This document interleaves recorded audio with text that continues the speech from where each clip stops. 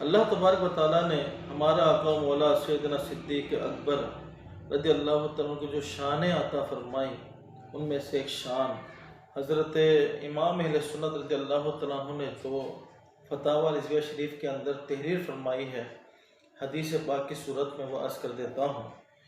کہ نبی کریم علیہ السلام نے سیدنا ابو بکر صدیق رضی اللہ تعالیٰ عنہ سے فرمایا، اے ابو بکر، تمہارا مال کتنا صاف اور ستھرا ہے، اسی سے میرا مؤذن بلال ہے، اور میری اونٹنی ہے جس پر میں نے ہجرت کی، اور تم نے اپنی دختر میرے نکاح میں دی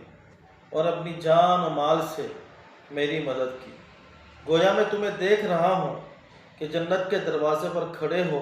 اور میری امت کے لیے شفاعت کر رہے ہو۔ اللہ اکبر۔